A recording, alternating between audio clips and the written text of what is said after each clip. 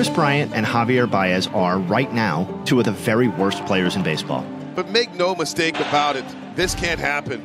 You got to know the outs, and he didn't. But it wasn't that long ago that these two were not only two of the very best players in baseball, but also two of the most popular players in the sport. High deep drive, way back, ball game over. Oh, baby, Kris Bryant. The decline has been stunning, not only for how steep it has been, but also for how quickly it came. In many ways, objective and subjective, the careers of Kris Bryant and Javier Báez have been remarkable successes. 6 combined All-Star appearances, a Gold Glove, a Silver Slugger, a Rookie of the Year award, an NL MVP, an NLCS MVP, and of course, a joint World Series victory. Here's the 0-1. This is going to be a tough play. Bryant, the Cubs win the World Series. Bryant makes the play. And yet, as we reflect here in the present day on the heralded rise of these two players from mega prospects to the faces of the drought-breaking 2016 Cubs, it's hard not to wonder, how the hell did we get to where we are in 2024? A full decade ago, entering the 2014 season, Javier Báez and Kris Bryant were ranked number 7 and number 9 on the MLB.com Top 100 Prospects list. The duo that would help usher in the greatest era of Cubs baseball in over a century, maybe the greatest era of Cubs baseball ever. Báez would break camp with the Cubs in 2014, while Bryant would rise as high as the second-ranked prospect in all of baseball entering 2015, with his impending call-up one of the most talked-about topics throughout the spring that season.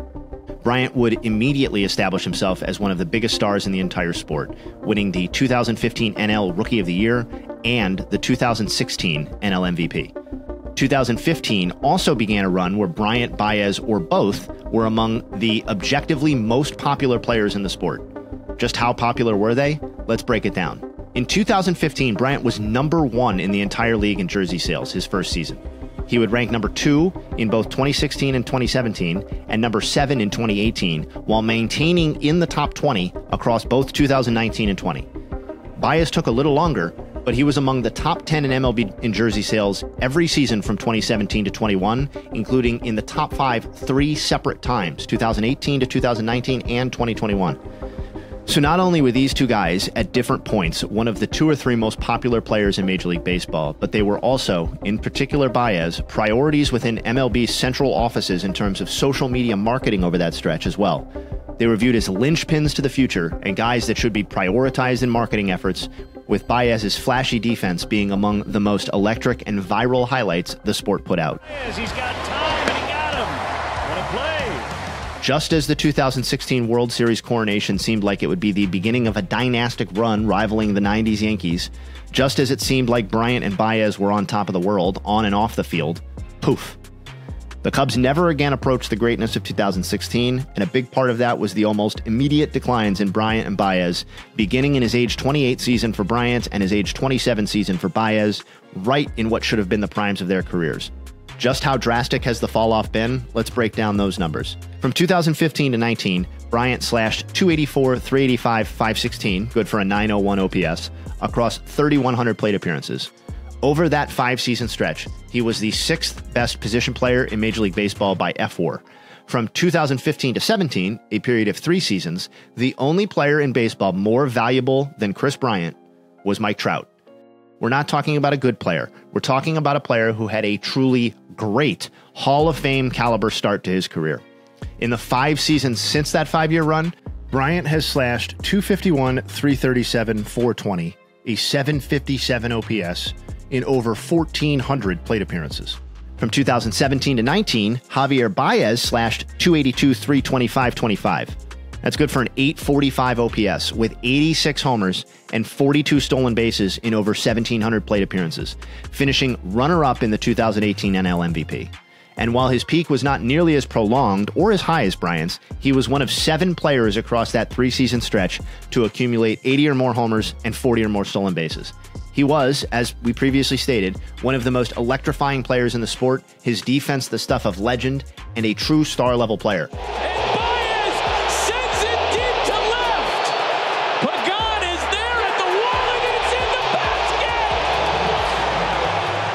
basket. In the 5 seasons since, he's hit just .230 with a 657 OPS in over 2,100 plate appearances. And unfortunately for both, it's only getting worse. Since the start of the 22 season, Báez has a 607 OPS and a 69 OPS plus in about 1,400 plate appearances. Whether you use a fancy stat like weighted runs created plus or a more traditional stat like OPS, Báez has been one of the very worst offensive players in baseball over that stretch. And specific to the 24 season, his 497 OPS is the worst in Major League Baseball. Báez's 38 OPS plus would be the worst single season mark by a Tigers player in 22 years. Since the start of the 23 season, Bryant has a 663 OPS in nearly 500 plate appearances.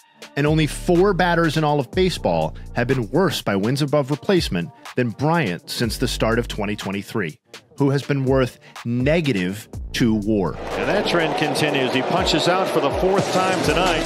After this season is over, Bryant still has 4 years remaining on his 7-year, $182 million contract he signed with the Rockies in March of 22. Báez still has 3 seasons left on his 6-year, $140 million deal signed with the Tigers in December of 21. And we're already talking about 2 of the worst players in the league. Combined, they are owed about $180 million over the remainder of the deals. Every player declines. Very, very few players remain immensely popular throughout the entirety of their careers.